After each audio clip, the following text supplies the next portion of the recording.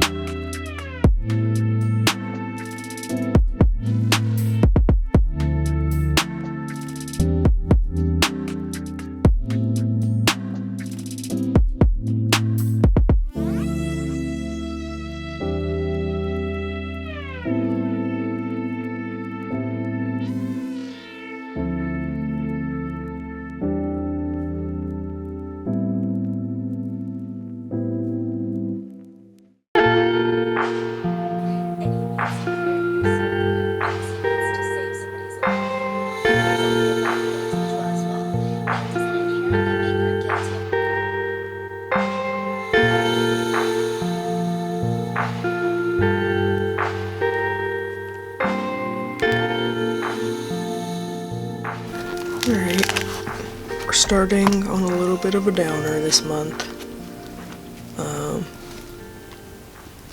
This is one of my family's cats, and he passed in May.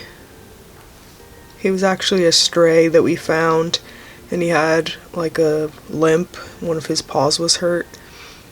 So we brought him to our house and gave him some food, and he pretty much just invited himself in. He walked right in and never left, so we gave him a good life. He got off the streets, and unfortunately he ended up passing of cancer, which is very sad. His whole face was very swollen when he went, and there was pretty much nothing we could do about it. So my sister Melissa made this page as a little memorial to him. I added this photo in the corner and a sticker up here that says cherish.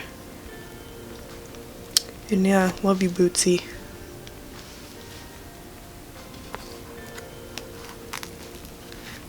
Moving on to something less sad. Last time I was at my mom's house, she gave me a set of markers. So to test them out, I drew some fish, and then I just cut those fish out, glued them on a black page.